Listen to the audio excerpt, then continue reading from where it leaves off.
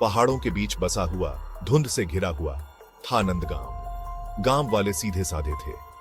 वो खेती बाड़ी करके अपना गुजारा करते थे, लेकिन उनकी जिंदगी में एक खौफ छुपा था। वो था पहाड़ी पर बना पुराना वीरान बंगला। लोग उसे भूत बंगला बुलाते थे। गांव वाले फुसफुसाते थे एक औरत के बारे में जो वहां मरी थी। वो कहते थे कि उसकी आत्मा अब भी उस बंगले में भटकती है। जिन्नत, एक जिंदा दिल जवान लड़की, नंदगांव में रहती थी। वो अपने साहसी स्वभाव के लिए जानी जाती थी। जिन्नत हमेशा बंगले की कहानियों का मजाक उड़ाती थी। उसे भूतों पर यकीन नहीं था। फिर एक गर्मी की दोपहर उसके दोस्त अमन ने उसे चुनौती दी। उसने उसे भूत बंगले में रात बिताने की हिम्मत दी। जिन्नत एक पल के लिए हिचकिचाई। बंगला देखने में तो डरावना लगता था, लेकिन वो कभी किसी चुनौती से पीछे नहीं हटती थी, खासकर अमन से तो बिल्कुल नहीं। अपनी आंखों में दृढ़ निश्चय के साथ उसने चुनौती स्वीकार कर ली। उन्होंने सूर्यास्त के समय मिलने का फैसला किया। वो भूत बंगले के रहस्यों का सामना साथ मिलकर करेंगे। बकवास मत कर अमन, ये तो बस एक पुराना घर है, डरने की कोई बात नहीं है। तुम्हें पक्का यकीन है ना जिन्नत? ये जगह अजीब लग रही है। जैसे ही सूरज क्षितिज से नीचे डूबा, लंबी परछाइयां बनाते हुए जिन्नत और अमन बंगले के पास पहुंचे। हवा ठंडी होने लगी। जिन्नत की रीढ़ की हड्डी में सिहरन दौड़ गई। कभी भव्य रहा बंगला अब जर्जर हालत में था। इसकी दीवारें टूट रही थीं, खिड़कियों पर तख्ते लगे हुए थे। जंगली लताएं प्रवेश द्वार को लगभग पूरी तरह से ढके हुए थीं। अमन ने उस जर्जर इमारत को देखा। उसे बेचैनी महसूस हुई। अपने बहादुरी भरे शब्दों के बावजूद जिन्नत इस एहसास को दूर नहीं कर पाई कि कोई उन्हें देख रहा है। इतने में उसने चरमराते हुए गेट को धक्का दिया। पेड़ों के बीच से हवा का एक झोंका आया। यह एक दर्द भरी चीख की तरह लग रहा था। वे ऊंचे ऊंचे रास्ते पर चल पड़े। हर कदम एक भयानक खामोशी में डूब गया। चलो देखते हैं। सामने का दरवाजा एक कराहट के साथ खुला। हवा में धूल घूम रही थी, जो धीमी रोशनी को पकड़ रही थी। जिन्नत और अमन ने अपनी बाहों से अपना चेहरा ढंकते हुए खांसते हुए। अंदर की हवा भारी और ठंडी थी। इसमें सड़न की गंध थी। हर कोने से मकड़ी के जाले लटके हुए थे। जिन्नत ने अपनी टॉर्च निकाली और चारों ओर रोशनी की। रोशनी सायों में नाचती हुई सफेद चादरों में लिपटे फर्नीचर की झलक दिखा रही थी। वो खुद भूतों जैसे लग रहे थे। अमन हिचकिचाया। वह भय की भावना को दूर नहीं कर सका, लेकिन जिन्नत पहले ही घर में आगे बढ़ रही थी। उसके पास उसका पीछा करने के अलावा कोई चारा नहीं था। वे कमरों से गुजरते गए। हर एक पिछले वाले से ज्यादा उजाड़ था। ऐसा लग रहा था जैसे घर उन पर दबाव बना रहा हो।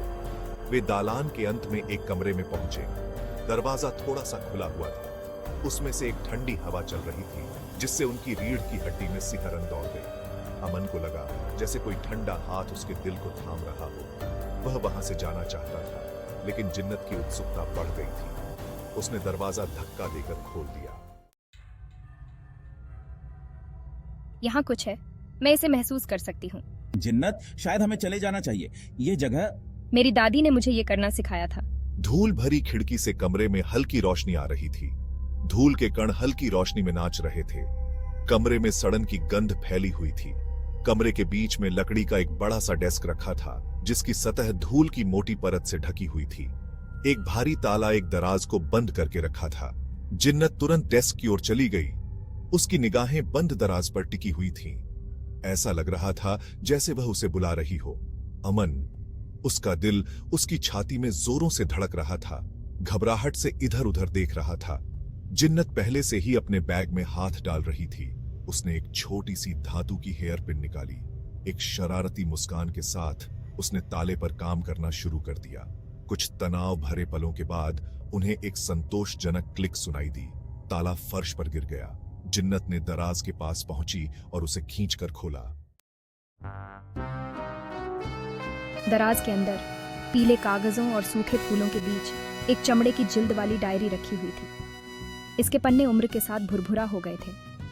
उसके पास एक चांदी का लॉकेट पड़ा था, जिसकी सतह पर जंग लगा हुआ था। इसका चमड़ा ठंडा और छूने में थोड़ा नम लग रहा था। उसने धूल झाड़ी। कवर पर एक नाम नाजुक लिखावट में उकेरा गया था, रेवा। जिन्नत ने डायरी खोली। पहले पन्ने पर एक फीकी तस्वीर लगी हुई थी। इसमें एक खूबसूरत युवती को दिखाया गया था, जिसकी आंखें उदास थीं। जिन्नत की सांस उसके गले में अटक गई। तस्वीर में दिख रही महिला से वह काफी मिलती जुलती थी। ऐसा लगा जैसे उसने उसे पहले कहीं देखा हो। अमन देखो, जिन्नत चिल्लाई। उसकी आवाज उत्साह और घबराहट के मिश्रण से कांप रही थी। ये डायरी रेवा की थी, जिस औरत के बारे में कहा जाता है कि वो इस जगह पर भटकती है। उसकी रीढ़ की हड्डी में एक ठंडी सी सनसनी दौड़ गई। कांपते हाथों से जिन्नत ने जोर से पढ़ना शुरू किया। डायरी की प्रविष्टियों में प्यार, विश्वासघात और एक टूटे हुए दिल की बात की गई थी। डायरी की मालकिन रेवा विक्रम नाम के एक आदमी से बेहद प्यार करती थी। वह एक अमीर व्यापारी का बेटा था, लेकिन उनका प्यार मना था। विक्रम का परिवार रेवा को पसंद नहीं करता था। विक्रम ने अपने परिवार के दबाव में आकर रेवा से अपना रिश्ता तोड़ लिया। उसने दूसरी औरत से शादी कर ली। रेवा दिल टूटा और अकेली अपने कमरे में बंद हो गई। जिन्नत को झटका लगा, ये वही कमरा था जिसमें वे खड़े थे। एक दिन प्रविष्टियां अचानक बंद हो गईं। आखिरी के कुछ पन्ने खाली थे। डायरी एक भयावह वाक्य के साथ समाप्त हुई। उसने मुझे हमेशा के लिए वादा किया था, लेकिन हमेशा के लिए कभी नहीं आया। दीवार पर एक पूरी लंबाई वाला अलंकृत दर्पण लटका हुआ था। यह धूल की मोटी परत से ढका हुआ था, जो इसके प्रतिबिंब को अस्पष्ट कर रहा था। जिन्नत किसी अज्ञात शक्ति द्वारा खींची गई उसकी ओर चल पड़ी। उसने हाथ बढ़ाया और अपनी आस्तीन से धूल पोंछ दी। जैसे ही धूल साफ हुई, दर्पण चमक उठा। एक ऐसा प्रतिबिंब प्रकट हुआ जो उसका अपना नहीं था। उसके पीछे एक औरत की भूतिया आकृति खड़ी थी। वह पारभासी थी। उसके किनारे धुंधले हो रहे थे। उसने एक सफेद रंग का गाउन पहना था, जो मंद रोशनी में झिलमिलाता हुआ प्रतीत हो रहा था। उसके लंबे काले बाल उसकी पीठ तक लहरा रहे थे। उसका चेहरा हालांकि सुंदर था, गहरी उदासी की अभिव्यक्ति के साथ उकेरा गया था। जिन्नत हाँफने लगी और पीछे हट गई। उसका दिल उसकी छाती में जोरों से धड़क रहा था। उसने पहले कभी भूतों पर विश्वास नहीं किया था, लेकिन वह जो देख रही थी उससे इनकार नहीं किया जा सकता था। अमन, जो डेस्क पर बिखरी पुरानी तस्वीरों को देख रहा था, जिन्नत की हाँफने की आवाज सुनकर पलट गया। वह जम गया। दर्पण में भूतिया आकृति को देखकर उसकी आंखें भय से चौड़ी हो गईं। दर्पण में भूतिया आकृति ने एक पारभासी हाथ बढ़ाया। उसकी उदास आंखें जिन्नत पर टिकी हुई थीं।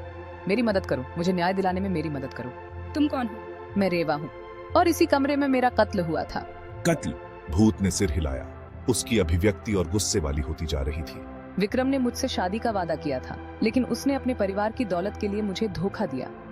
जब मैंने उसका सामना किया तो उसने मुझे हमेशा के लिए चुप करा दिया। रेवा का भूतिया हाथ मुट्ठी में बदल गया। उसने मुझे बगीचे में पुराने आम के पेड़ के नीचे दफना दिया। उसने सोचा कि वह मुझे चुप करा सकता है, लेकिन मेरी आत्मा बनी हुई है न्याय की चाहत में। हम आपको न्याय दिलाने में मदद करेंगे। जिन्नत और अमन एक नए उद्देश्य के साथ बंगले से चले गए। वे रेवा की कहानी को अपने दिल में लिए हुए थे। उन्होंने गांव के बुजुर्गों और स्थानीय पुलिस को घटनाओं की सूचना दी। पहले तो अधिकारियों को संदेह हुआ, लेकिन पुराने आम के पेड़ के नीचे रेवा के अवशेषों की खोज ठीक उसी तरह जैसे उसने वर्णन किया था ने उन्हें ध्यान दिया। विक्रम, जो अब एक सफल व्यवसायी था, को पूछताछ के लिए लाया गया। उसने आरोपों का डटकर खंडन किया, लेकिन उसके खिलाफ सबूत बढ़ते जा रहे थे। जिन्नत रेवा की आत्मा से प्रेरित होकर विक्रम के सामने खड़ी हो गई। उसने डायरी में पढ़ी कहानी को सुनाया। उसकी आवाज उस दर्द और विश्वासघात से गूंज रही थी जो रेवा ने सहा था। जैसे ही उसने बात की, अजीबोगरीब घटनाएं होने लगी। कमरे का तापमान गिर गया।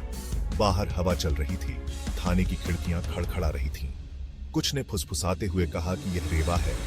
उसकी आत्मा तब तक चैन से नहीं बैठ सकती जब तक न्याय नहीं मिल जाता। सबूतों के भार और अकथनीय घटनाओं के तहत विक्रम का नकाब उतर गया। विक्रम ने अपना जुर्म कबूल कर लिया। उसने रेवा की हत्या करने और अपने विश्वासघात को छिपाने के लिए उसके शरीर को दफनाने की बात स्वीकार की।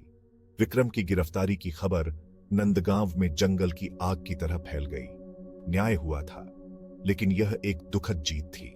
रेवा की आत्मा हालांकि सही साबित हुई, लेकिन उसे कभी सच्ची शांति नहीं मिली। उस रात जिन्नत बंगले लौट आई। जैसे ही वह आईने के सामने खड़ी हुई, उसने आखिरी बार रेवा को देखा। भूतिया आकृति मुस्कुराई। उसकी विशेषताओं पर अंततः शांति की झलक दिखाई दी। धन्यवाद, तुमने मुझे मुक्त कर दिया।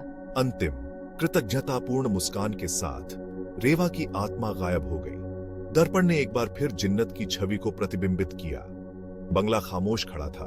हवा अब दुहक से भारी नहीं थी।